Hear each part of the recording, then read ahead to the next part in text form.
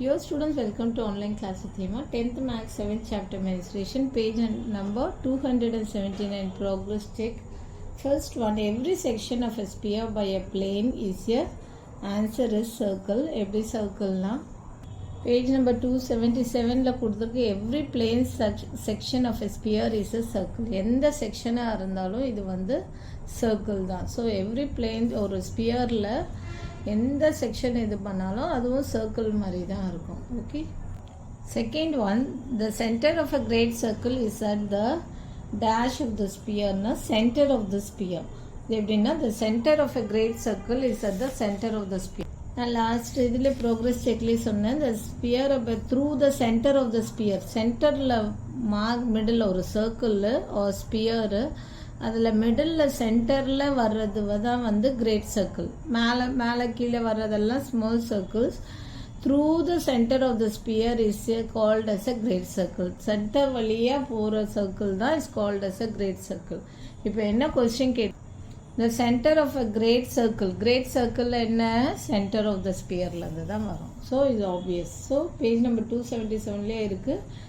I mean the line of section of a sphere by a plane passing through the center of the sphere. So, center of the sphere la pass ஆகிறது தான் is called as a என்னது is called as a great circle. மேலே வர்றது கீழே வர்ற circles எல்லாம் is a small circle.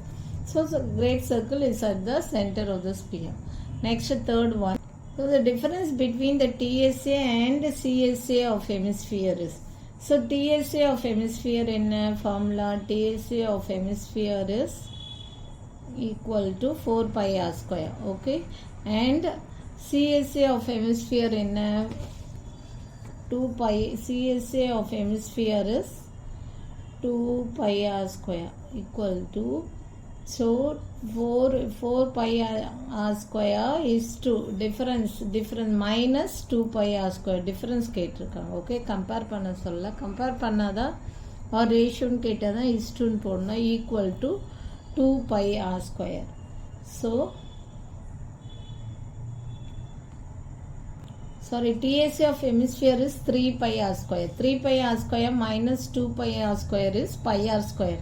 Pi r square இதுதான் வந்து base area. Base area of hemisphere is pi r square. So the difference between the TSA and CSA of hemisphere is, TSA of hemisphere வந்து 3 pi r square, CSA வந்து 2 pi r square. So இது subtract பண்ணா pi r square. Pi r square is the base area of the hemisphere. பாருங்க, TSA of hemisphere is 3 pi r square, CSA of hemisphere is 2 pi r square. So 3 pi r square minus 2 pi r square equal to pi r square, that is base area. So the fourth one, இதான் confuse ஆகி third one ல போட்டு, the ratio of surface area of a sphere and CSA of hemisphere is, அப்போ surface area of sphere என்ன, அதுதான் இங்கே எழுதிட்டு 4 pi r square. இது TSA of hemisphere. Okay, surface area of sphere is 4 pi r square equal to 4 pi r square. So CSA of hemisphere என்ன, 2 pi r square. இதோடைய ratio கேட்குறாங்க. CSA of hemisphere